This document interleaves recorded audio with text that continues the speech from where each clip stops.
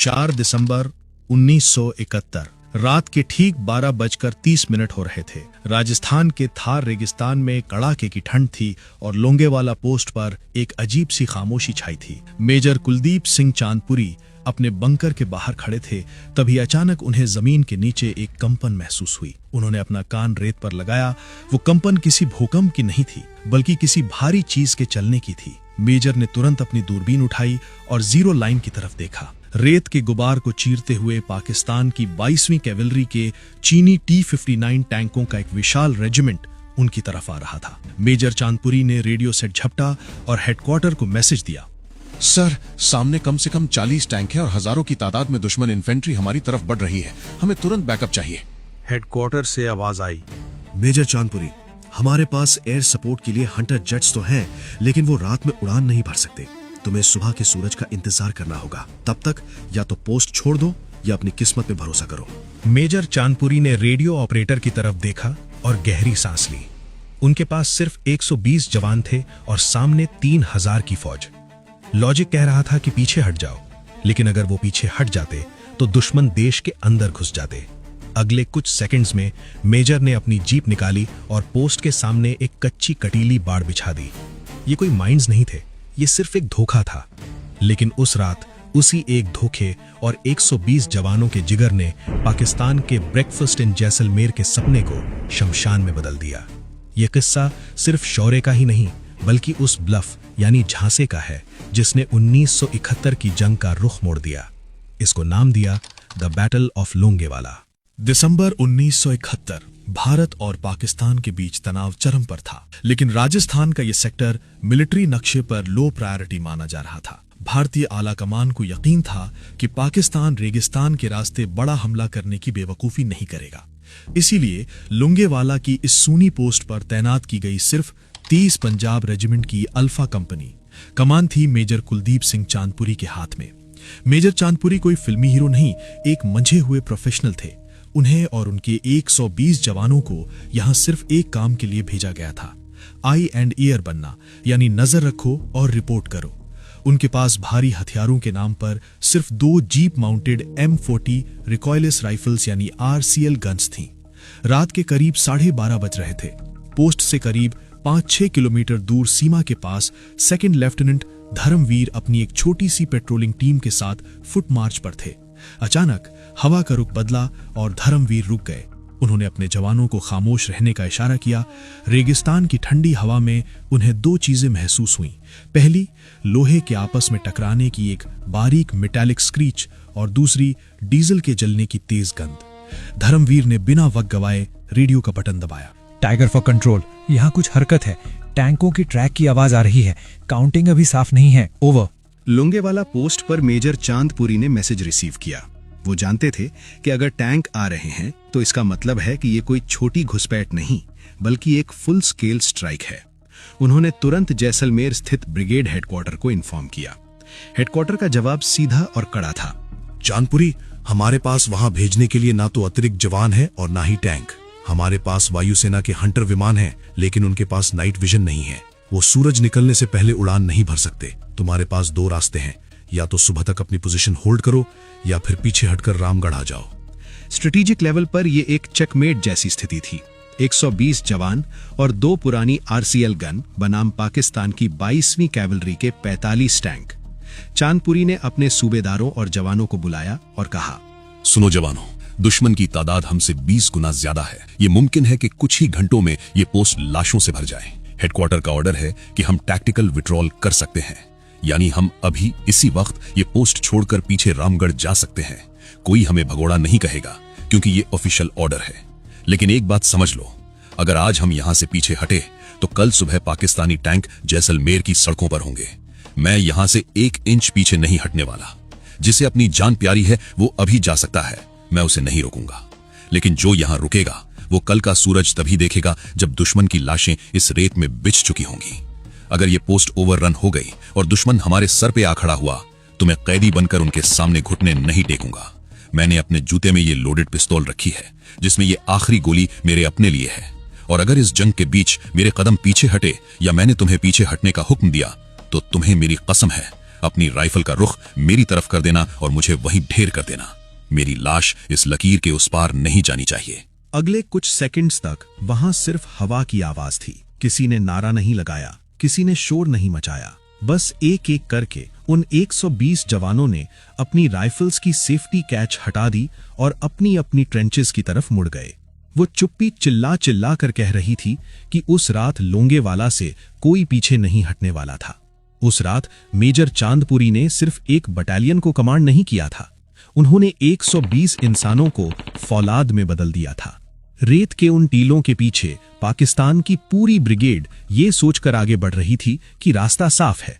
उन्हें नहीं पता था कि सामने कोई रेजिमेंट नहीं बल्कि 120 पेशेवरों की एक सैंड वॉल खड़ी है। असली खेल अब शुरू होने वाला था, जिसे मिलिट्री इतिहास में द ग्रेट ब्लफ कहा गया। रात के 2:30 बज रहे थे। पाकिस्तानी टैंकों का काफिला लोंगेवाला पोस्ट के इतना करीब था कि मेजर चांदपुरी अपने बंकर से उनकी हेडलाइट्स देख सकते थे। दुश्मन को यकीन था कि यहां कोई भारी डिफेंस नहीं है। उनके लिए ये जैसलमेर जाने वाले रास्ते की बस एक मामूली रुकावट थी। लेकिन मेजर चांदपुरी ने एक ऐसी स्ट्रेटेजिक चाल चली जिसका जिक्र आज भी मिलिट्री एकेडमीज में किया जाता है। मेजर चांदपुरी के पास एंटी टैंक माइंस की भारी कमी थी। उन्होंने अपने जवानों को हुक्म दिया कि पोस्ट के चारों तरफ सिर्फ कटीले तार बिछा दिए जाएं। ये कोई सुरक्षा कवच नहीं था, ये बस एक साइकोलॉजिकल ब्लफ था। जैसे ही पाकिस्तान के पहले T-59 टैंक ने इन तारों को देखा, उनके कमांडर के माथे पर पसीना आ गया। मिलिट्री प्रोटोकॉल कहता है जहां कटीले तार हैं वहां माइंस पक्की हैं। पाकिस्तान की पूरी इन्फेंट्री और टैंक रेजिमेंट वहीं रुक गई। उन्होंने अपने इंजीनियर्स को बुलाया और अगले 2 घंटे उस नकली माइंस को साफ करने में बर्बाद कर दिए जो वहां थी ही नहीं। इन 2 घंटों ने लोंगेवाला की किस्मत बदल दी। इसी दौरान मेजर चांदपुरी ने अपनी दूसरी चाल चली। उन्होंने अपनी 2 RCL गन वाली जीपों को रेत के ऊंचे टीलों के पीछे छिपा दिया। RCL गन की एक सबसे बड़ी खराबी थी उसका भारी बैक ब्लास्ट, यानी जब ये गोला दागती है तो पीछे से निकलने वाली आग और धुआं गन की पोजीशन एक्सपोज कर देता है।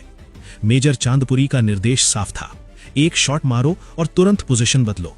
जैसे ही पाकिस्तानी टैंकों ने आगे बढ़ने की कोशिश की, भारतीय जवानों ने सटीक निशाना साधा। अंधेरे में पाकिस्तानियों को यह समझ ही नहीं आया कि उन पर हमला कहां से हो रहा है। उन्हें लगा कि लोंगेवाला पोस्ट पर भारत की कोई बड़ी बटालियन मौजूद है। इसी बीच कुदरत ने भी भारत का साथ दिया। पाकिस्तान ने जिन भारी टैंकों पर भरोसा किया था वो यूरोपीय मैदानों के लिए बने थे। लोंगेवाला की नर्म रेत में वो टैंक धंसने लगे। जैसे जैसे ड्राइवर इंजन तेज करते, टैंक और गहरे धंसते चले गए। दुश्मन का शॉक एंड ऑ हमला अब एक ट्रैफिक जैम में बदल चुका था। सुबह होने में अब सिर्फ 3 घंटे बाकी थे। पाकिस्तान की स्ट्रैटेजी फेल हो रही थी, लेकिन खतरा टला नहीं था। उनके पास अभी भी हजारों की तादाद में पैदल सेना थी जो किसी भी वक्त पोस्ट को घेर सकती थी। चांदपुरी के 120 जवान थक चुके थे, गोलियां कम हो रही थीं और सूरज निकलने में अभी भी वक्त था। सारा दारोमदार अब एक ही चीज पर था, क्या भारतीय वायुसेना के हंटर जेट्स समय पर पहुंच पाएंगे? 5 दिसंबर की सुबह लोंगेवाला पोस्ट पर मेजर चांदपुरी और उनके जवानों के लिए पिछले 8 घंटे किसी सदी से कम नहीं थे। गोलियां खत्म होने पर थीं, जवान बुरी तरह थक चुके थे और दुश्मन की पैदल सेना अब आखिरी हमले के लिए पोजीशन ले रही थी। ठीक उसी वक्त जैसलमेर एयरबेस पर एक अलग तरह की हलचल थी। एयरबेस पर IAF की 122 स्क्वाड्रन के विमान खड़े थे। इनके कमांडर थे विंग कमांडर MS बावा। लोंगेवाला से आई कॉल का इंतजार वो पूरी रात से कर रहे थे। सुबह की पहली किरण के साथ ही 2 हंटर विमानों ने उड़ान भरी। इन विमानों की एक बड़ी स्ट्रेटेजिक कमी थी, इनके पास कोई रडार या आधुनिक नेविगेशन नहीं था। पायलटों को अपनी आंखों से दुश्मन को ढूंढना था। पायलट को जो दिखा वो किसी टारगेट प्रैक्टिस जैसा था। पाकिस्तान के 40 से ज्यादा टैंक लोंगेवाला की उस नर्म रेत में फंसे हुए थे। वो न आगे जा सकते थे न पीछे। मिलिट्री की भाषा में इसे कहते हैं सिटिंग डक्स। यहां पाकिस्तान की सबसे बड़ी स्ट्रेटेजिक गलती सामने आई। उन्होंने इतना बड़ा हमला तो किया, लेकिन अपने टैंकों को हवाई सुरक्षा नहीं दी। उन्हें लगा था कि वो सुबह होने से पहले लोंगेवाला फतह कर लेंगे। सुबह 7:30 बजे पहली स्ट्राइक हुई। हंटर जेट्स ने अपनी 30 mm एडन कैनन्स और T-10 रॉकेट से आग उगलनी शुरू की। रेगिस्तान में टैंकों के पास छिपने की कोई जगह नहीं थी। जैसे ही एक टैंक फटता, उसका काला धुआं दूसरे टैंकों की पोजीशन बता देता। पायलटों ने बारी बारी से सॉटीज की, एक जाता दूसरा आता। दोपहर होते होते लोंगेवाला का नजारा बदल चुका था। पाकिस्तान की 22वीं कैवलरी रेजिमेंट का गर्व, उनके T-59 टैंक्स अब जलते हुए लोहे के ढेर थे। पाकिस्तानी सेना में भगदड़ मच गई। जो टैंक सही सलामत थे, उनके चालक उन्हें वहीं छोड़कर पैदल ही सीमा की तरफ भागने लगे। शाम होते होते जंग खत्म हो चुकी थी। पाकिस्तान की 18वीं डिवीजन पूरी तरह तबाह हो गई थी। जब मेजर चांदपुरी और उनके जवान अपनी ट्रेंचेस से बाहर निकले तो उनके सामने एक कब्रिस्तान था, दुश्मन की स्ट्रैटेजी और उनके अहंकार का कब्रिस्तान। भारत के 120 जवानों ने दुनिया को बता दिया था कि युद्ध सिर्फ हथियारों से नहीं, बल्कि सही समय पर सही फैसले और स्ट्रेटेजिक ब्लफ से भी जीता जा सकता है। आज भी लोंगेवाला की उस रेत में वो पाकिस्तानी टैंक वहीं खड़े हैं, इस बात की गवाही देने के लिए कि उस रात क्या हुआ था। जंग खत्म हो चुकी थी। लोंगेवाला की वो तपती रेत अब ठंडी पड़ रही थी, लेकिन जो निशान वहां छूट गए थे, उन्होंने इतिहास की दिशा बदल दी। दुनिया के मिलिट्री एक्सपर्ट्स आज भी इस बात पर सर खुजलाते हैं कि सिर्फ 120 जवानों ने 3000 की फौज और 45 टैंकों को कैसे रोक लिया। इसका जवाब बहादुरी तो है ही, लेकिन उससे बड़ा जवाब है इरादा।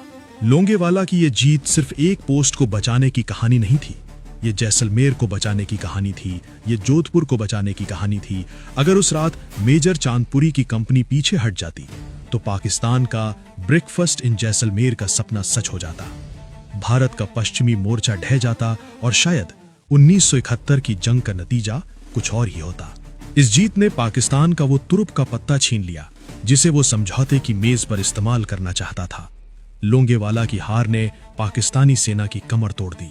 इसके ठीक 11 दिन बाद ढाका में 93,000 पाकिस्तानी सैनिकों ने सरेंडर किया और दुनिया के नक्शे पर एक नया देश उभरा, बांग्लादेश। भारत ने उस रात लोंगेवाला पोस्ट पर अपने सिर्फ 2 जाबाज खोए। वहीं पाकिस्तान के 200 से ज्यादा जवान और 34 से ज्यादा टैंक उसी रेत में दफन हो गए।